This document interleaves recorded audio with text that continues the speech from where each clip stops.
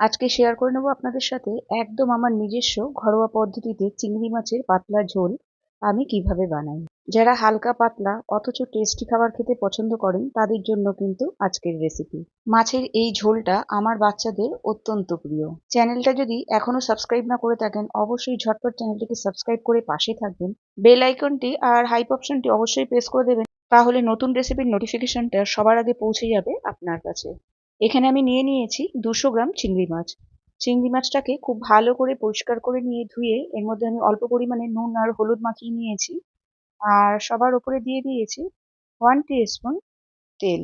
সেটা যে কোনো তেলই আপনি ব্যবহার করতে পারেন। সেটাকেও চিংড়ি মাছের মধ্যে খুব ভালো করে মাখিয়ে নিয়েছি।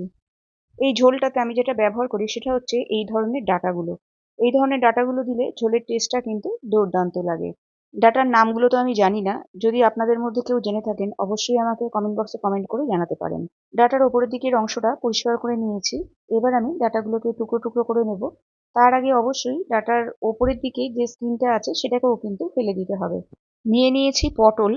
পটলের স্কিনটাও আমি এখানে চেঁচে নেব। পুরো স্কিনটা ফেলে দেবো না, তবে আপনারা চাইলে কিন্তু পিলার দিয়ে পুরোটাই ফেলে দিতে পারেন। আর এরপরে আমি পটলগুলোকে লম্বাতে দুটো করে টুকরো করে নেব। এখানে সবজির পরিমাণটা কিন্তু আপনারা আপনাদের পছন্দ অনুযায়ী কম বেশি করে নিতে পারেন। আর নিয়ে নিয়েছি আলু। আলুগুলোকেও ভালো করে ছিলে নিয়ে লম্বাতে টুকরো করে নিয়েছি। এখানে আমার সবজি কাটা কমপ্লিট। এবার আমি সবজিগুলোকে খুব ভালো করে ধুয়ে নেব। ঠিক এইভাবে আমি আলুগুলোকে লম্বা লম্বা টুকরো করে নিয়েছি। সবজিগুলোকে আমি এখানে ধুয়ে নিয়ে চলে যাব নেক্সট স্টেপে। নিয়ে নিয়েছি একটা কড়াই। কড়াইতে নিয়ে নিয়েছি 3 টেবিল স্পুন সর্ষের তেল। রান্নাটা আমি সর্ষের তেলেই করব। এই রান্নাটা বিশেষত সর্ষের তেলে করলেই কিন্তু বেশি টেস্টি হয়। আর এখানে সর্ষের তেলটা যখন গরম হয়ে গেছে তারপরে এখানে আমি ছেড়ে দিয়েছি চিংড়ি মাছগুলোকে। সবার প্রথমে আমি চিংড়ি মাছগুলোকেই ভেজে নেব। তবে খুব বেশি ভাজার দরকার নেই, 1 থেকে 1.5 মিনিট কিন্তু সাঁতলে নিলেই যথেষ্ট। এরপরে ফোড়নে আমি দিয়ে দিয়েছি দুটো তেজপাতা আর হাফ টি স্পুন সাদা জিরে। ফোড়নটা হতে হতে আমি একটা মশলা বানিয়ে নেব। খুব বেশি মশলা আমি এখানে ইউজ করব না, বেসিক কিছু ঘরোয়া মশলাই এখানে ব্যবহার করব। নিয়ে নিয়েছি 1 টিস্পুন জিরে গুঁড়ো, 1 টিস্পুন ধনে গুঁড়ো, হাফ টিস্পুন হলুদ গুঁড়ো, হাফ টিস্পুন কাশ্মীরি লাল লঙ্কার গুঁড়ো। তবে কাশ্মীরি লাল লঙ্কার গুঁড়োটা অপশনাল। এটা যদি ব্যবহার না করেন তাহলে কালারের হেরফের হবে, টেস্টের কিন্তু কোনো রকম হেরফের হবে না। অল্প পরিমাণে জল দিয়ে মশলাটাকে খুব ভালো করে গুলে নিয়েছি। এরপরে কড়াইতে আমি সেটাকে অ্যাড করে দিয়েছি। আর দিয়ে দিয়েছি কয়েকটা চেরা কাঁচা লঙ্কা। নুনটা আর ঝালটা আপনারা আপনাদের টেস্ট অনুযায়ী ব্যবহার করবেন। এই ঝোলটা কিন্তু আমি কাঁচা লঙ্কা চিরেই রান্না করি। এই মাছের ঝোলটাতে যতটা মশলার পরিমাণ কম রাখা যাবে ততটাই কিন্তু এটার টেস্ট বেশি হবে। এবার মশলাটাকে খানিকক্ষণ আমি কষিয়ে নেব। হালকা যখন তেল বেরোতে শুরু করবে এর মধ্যে এবার আমি সবজিগুলোকে অ্যাড করে দেবো।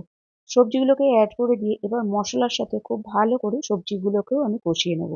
এই সময় গ্যাসের ফ্লেমটাকে আমি লো টু মিডিয়ামে রেখেছি। দিয়ে দিলাম এখানে নুন। নুনটা আপনারা আপনাদের টেস্ট অনুযায়ী ব্যবহার করবেন। আবারও খুব ভালো করে সবকিছুকে আমি এখানে মিশিয়ে নিচ্ছি। যে কোনো রান্নার টেস্টটা কিন্তু সবজি কষানো বা মশলা কষানোর ওপরেই নির্ভর করে। সেই জন্য একটু ধৈর্যর সাথে কিন্তু কাজটা করতে হবে। একটু ঢেকে সবজিগুলোকে আমি কষিয়ে নেব। মাঝে মধ্যে সবজিগুলোকে ঢেকে দিয়েছি আর মাঝে মধ্যে সবজিগুলোকে আমি উল্টে পাল্টে দিয়েছি। এইভাবে যদি করা হয় তাহলে সবজিটাও খুব তাড়াতাড়ি সফট হয়ে যাবে আর রান্নাটাও খুব তাড়াতাড়ি হয়ে যাবে। সবজিটা কিন্তু এখানে প্রায় 80% সফট হয়েই গেছে। মশলাটাও খুব ভালো করে কষে গেছে। এই সময় আমি এখানে অ্যাড করে দেবো জল। যতটা ঝোল আপনারা রাখতে চাইবেন সেই অনুযায়ী জল এখানে ব্যবহার করবেন। ঝোলটা যখন ফুটে উঠবে এর মধ্যে আমি অ্যাড করে দেবো ভাজা চিংড়ি মাছগুলোকে। আবারও সবকিছুকে খুব ভালো করে আমি মিশিয়ে দেবো। গ্যাসের ফ্লেমটাকে মিডিয়ামে করে কড়াইটাকে ঢেকে রেখে দেবো যতক্ষণ পর্যন্ত না আলু আর পটল ডাঁটা সবকিছু ভালো করে সেদ্ধ হয়ে যায়। এখানে দেখতেই পাচ্ছেন তেলটা কিন্তু একদম রিলিজ হয়ে গেছে। মাছের ঝোলটাও কিন্তু একদম কমপ্লিট। এটা রান্না করতে খুব বেশি সময় কিন্তু লাগে না আর মশলার পরিমাণও অত্যন্ত কম। সেই জন্য এর টেস্টটাও কিন্তু অনেকটাই বেশি। দুপুরবেলা যে কোনো দিন গরম গরম ভাতের সাথে কিন্তু আপনারা এটা ট্রাই করতে পারেন। আর এই মাছের ঝোলটা আমি কিন্তু আমার বাচ্চাদেরকে গন্ধ লেবুর সাথে পরিবেশন করি। আমি কিন্তু গরম ভাতের সাথে এটাকে পরিবেশন করে দেখাচ্ছি। এই মাছের ঝোলের সাথে গন্ধরাজ লেবু কিন্তু দুর্দান্ত লাগে। অবশ্যই এটা ট্রাই করবেন। আজকের রেসিপি আপনাদের কেমন লাগলো অবশ্যই কমেন্ট বক্সে একটা কমেন্ট করে জানাবেন। আজকে তবে এই পর্যন্তই। আবার দেখা হবে আরেকটি নতুন রেসিপির সাথে। ভালো থাকবেন, সুস্থ থাকবেন।